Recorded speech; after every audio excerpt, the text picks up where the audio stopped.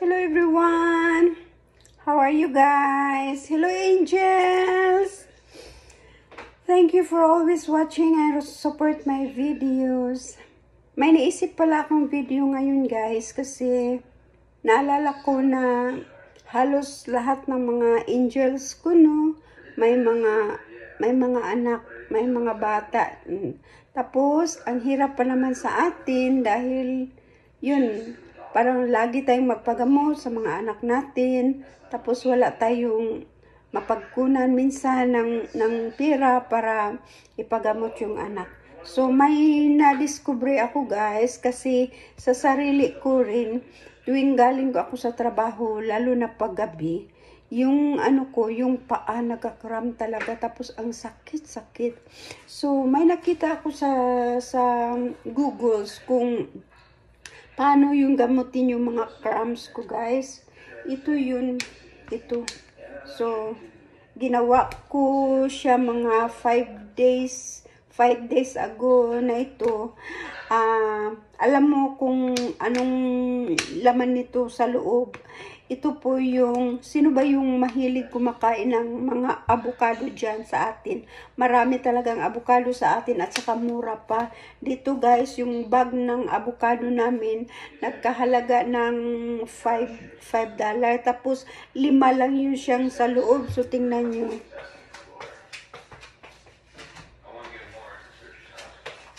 Yung pagbenta nila ng avocado dito sa amin guys, ganito na per bag. So, ang isang bag nito guys, siya, $5 something. So, ibig sabihin sa isang piraso ng $1. So, kami tuwing linggo, mag-grocery kami, bibili kami ni Honey ng 3 bag. Kasi si Honey nagbabaon din sa work. Ako din, nagbabaon din ako sa work. Tapos, ito din yung nilagay ko sa tinapay ko tuwing breakfast guys. Ilagyan ko siya sa gitna ng avocado at saka yung itlog. Yun yung breakfast ko. Pero hindi yan yung punto ng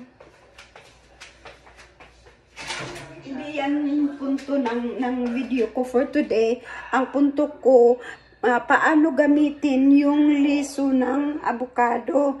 So, turuan ko kayo kung paano ko ito ginawa. Ito yung panghilod ko guys, tuwing matutulog ako.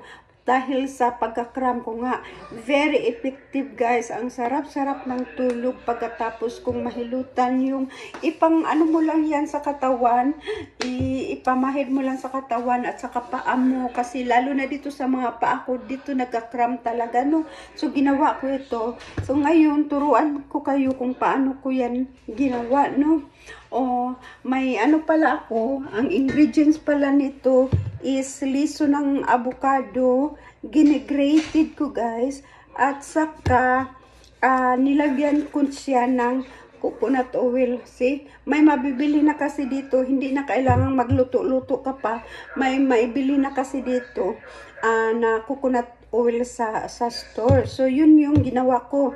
Dahil sa lamig, magfo-frozen talaga. Kaya ang gagawin ko nito guys is ilagay ko siya sa gitna para ma-melt yung frozen. Tapos lagyan ko siya ng mainit na tubig. Dito, nagpakulo na ako. Nagpakulo na ako. Ibabad ko lang siya sandali sa mainit na tubig para makakuha tayo ng coconut oil, para mag-melt yung na-frozen na coconut oil guys, para ipanghalo natin dyan sa i-grated natin na Okay. Ibabad ko lang dyan siya.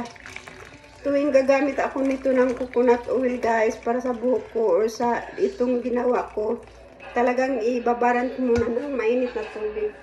Kasi dito sa amin, kahit summer, hindi mo ramdam talaga yung summer. Mas ramdam mo pa rin din yung lamig. Kaya hintayin muna yan natin na mag-melt siya guys. Ilagay ko muna dito sa gitna. At tuwing umaga pala, pagising ni Honey, sinasabi ko palagi na huwag itapon yung liso ng avocado. Kaya ito yung pinapalagyan ko niya na liso ng avocado.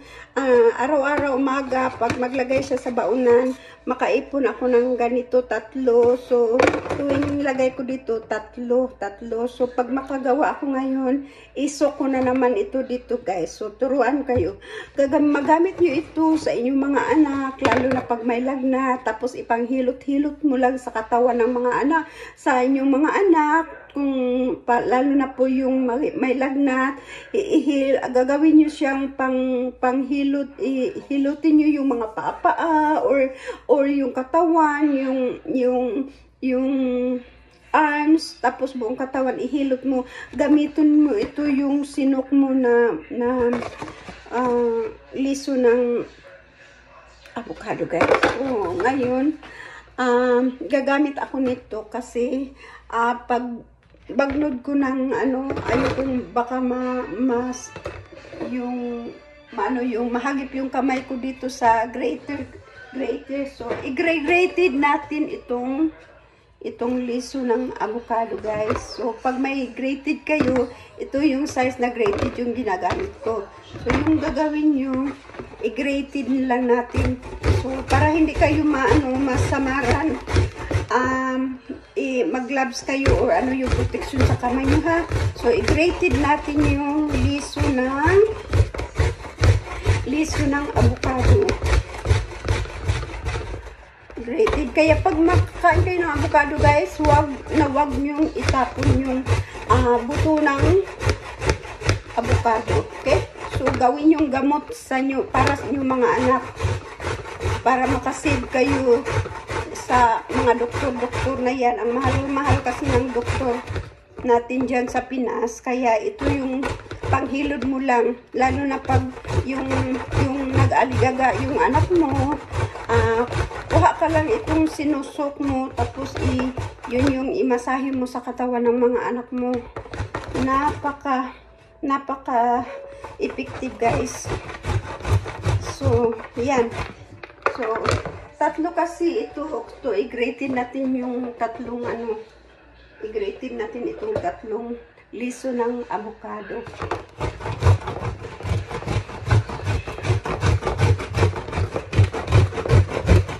Yan, ako sa kamay ko guys kasi makain ng grated yung kamay ko. Hirap na. So kaya nilagyan ko ng gloves. Mamaya ipakita ko ninyo kung anong resulta. Kasi ang avocado sa loob guys, alam mo puti yan sa tuig. Pero dahil nga sa ganda ng avocado, may liso siya, may gamot siya doon sa loob. Nagbabago yung kulay niya guys. Nagbabago yung kulay niya.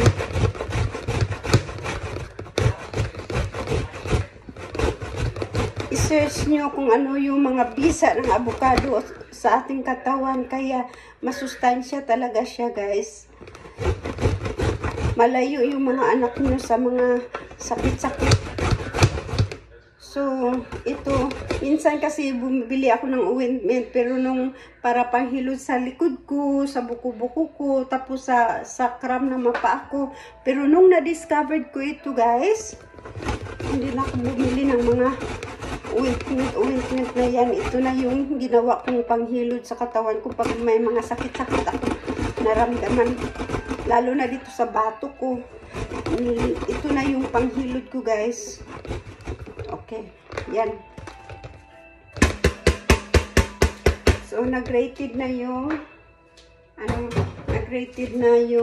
ito na yung kulay, di ba puti? So, hintayin natin na maging orange itong ginigrated natin na avocado. Yan, nagbabago yung kulay ng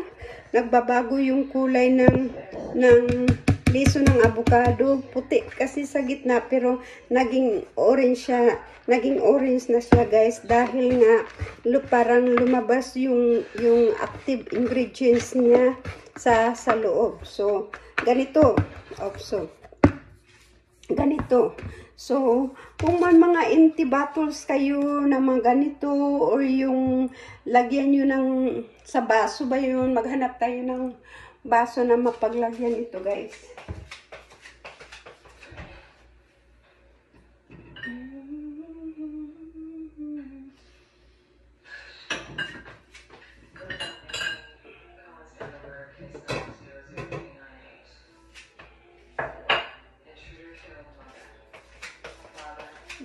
O dito, i-transfer natin dito sa clear glass para makita ninyo ang kulay ng avocado.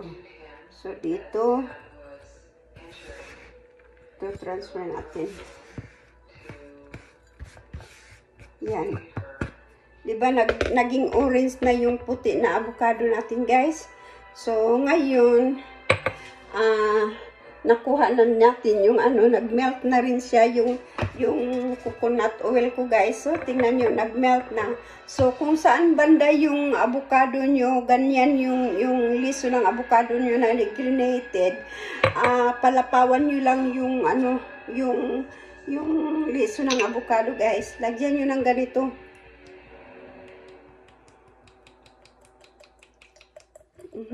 Lagyan mo ng ganito. Yan. Yan, nahalo na dito yung coconut oil sa loob. So, pag nakagawa na kayo ng ganito, guys, itago niyo lang doon sa bahay kasi mas matagal nakasuk yung avocado, mas mabisa kasi ilalabas niya talaga yung katas ng liso ng avocado. At pwede na siya gawing panghilod ng ating katawan, guys. Yung magsasakit yung mga kasukasuhan or kasi tatakbo tayo minsan sa mga efficacy, sa mga omega. So pag wala kayo sa bahay, guys, at nakagawa kayo ng ganito, ito na yun pwede nyong gamitin para sa buong pamilya. Kung may mga anak kayo na parang masusuka, hilot nyo lang ito sa katawan ng mga anak nyo or sa buong pamilya nyo. Epektibo ito, guys. Kaya itry nyo na, subukan nyo habang huwag nyong sayangin yung mga liso ng avocado. Pag nakabili kayo ng avocado, gawin nyo itong ganito para maging damo sa pamilya nyo. Hindi ito pang-inom, guys, ha? Hindi ito pwedeng pang-inom, yung pang-ano lang talaga, yung gawing pampamasahe dito sa katawan. So ito nakagawa na ako ng isa, nakagawa na akong dalawa. Ilagay ko lang dito sa ibabaw ng ilagay ko lang siya dito sa ibabaw ng cupboard namin, guys. Dito ko siya ilagay. Kaya kung kailangan ko na siya sa gabi, hindi pa matulog, dyan siya nakalagay. Yan, ilagay ko lang siya dyan. Yan, mas matagal siyang nakatago, mas maganda, guys, kasi nag-activate yung liso ng avocado, pumupunta doon sa coconut oil na nilagay mo. O pwede nyo rin lagyan ng alcohol din kung wala kayong coconut oil sa bahay. Alcohol din, kung may alcohol kayo, pwede din yung alcohol. Kaso lang yung alcohol, pag maanuhan ng hangin, madaling matuyo, no? Kaysa coconut oil yung gamitin nyo, hindi siya matutuyo. Pero pag alcohol kasi paglagay mo sa kamay mo, sa hangin, mabilis lang siyang matuyo kaysa ito. So, subukan nyo na at least sa kaunting video ko na ganito makatulong sa inyong pamilya. So, thank you for watching. See you for the next video. Bye-bye.